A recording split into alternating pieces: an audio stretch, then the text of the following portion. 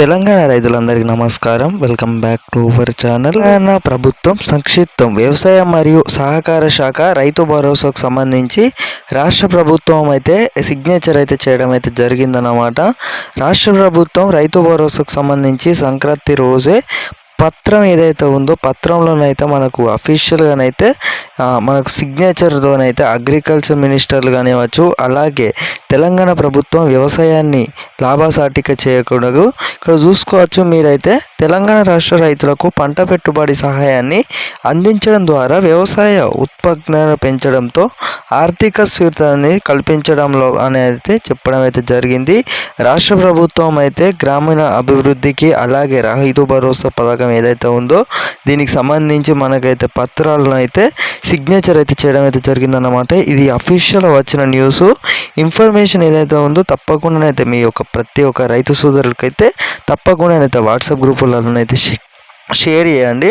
రైతు భరోసా పథకంలో ముఖ్య అంశాలు ఇక్కడ చూసుకోవచ్చు. రైతు భరోసాకు సంబంధించి ముఖ్య అంశాలు: సహాయాన్ని సంవత్సరానికి ఎకరాకు ఎవరైతే పొలం సాగు చేస్తున్న నిజమైన రైతుడు ఎవరైతే ఉన్నారో ఒక రైతుకు వచ్చేసి 12,000 రూపాయల చొప్పున, అంటే ఎకరాకు ఒక రైతుకు ఒక ఎకరం ఉన్నట్లయితే 12,000 రూపాయల చొప్పున, అలా 2 ఎకరాలు ఉన్నట్లు అయితే 24,000 రూపాయలు అయితే రైతుల ఖాతాలో, అంటే 2 ఎకరాలకు, అలా 10 ఎకరాల వరకు అయితే లిమిట్ అయితే పెట్టడం అయితే జరిగిందన్నమాట. రైతు ఏం అవసరం లేదు, ఓన్లీ పొలం సాగు చేస్తున్నట్లయితే రైతు భరోసాకి అర్హుడు అనేది చెప్పడం అయితే జరిగింది. తెలంగాణ రాష్ట్ర రైతులకు పంట పెట్టుబడి సహాయాన్ని అందించడం ద్వారా వ్యవసాయ ఉత్పత్తులను పెంచడం, ఆర్థిక స్థితిని కల్పించడంతో పాటు వ్యవసాయంలో ఆధునిక పరిస్థితులు మరియు అవసరమైన నిధులను సేకరించడానికి వీలు కల్పించవచ్చు. ఇది రాష్ట్రంలో గ్రామీణాభివృద్ధికి అలాగే మనకైతే ప్రెస్ నోట్ ద్వారా అయితే రిలీజ్ అయితే చేయడం అయితే జరిగింది. ఈ నెల 23 నుంచి 26 లోపు అయితే ప్రభుత్వం అయితే రైతు భరోసాకు సంబంధించి అన్ని రంగాలను అయితే సిగ్నేచర్స్తో పాటు, అలాగే తెలంగాణలో ఉన్న పలు రైతులకు ఎవరికైతే ఇంకా ఇన్ఫర్మేషన్ తెలియని రైతులు ఇంకా భ్రమలో ఎవరైతే ఉన్నారో, అంటే రైతు బంధు కోసం రైతు భరోసా కోసం ఏదైతే మనకు వానాకాలం సీజన్ రైతు భరోసాకు సంబంధించి మనకు 1000 కళ్ళతోనైతే ఎదురు చూస్తున్న రైతులందరికైతే ఇది ఒక ఉపవాసం అని చెప్పుకోవచ్చు అన్నమాట. జిల్లా కలెక్టర్లు వచ్చేసి రైతు భరోసాకు సంబంధించి మరియు ఫిర్యాదులు పరిశ్రమల కోసం బాధ్యతలుగా ఉంటారు. వ్యవసాయ శాఖ సంచాలకులకు వారు తగు చర్యలు అయితే తీసుకోవాల్సి ఉంటుంది.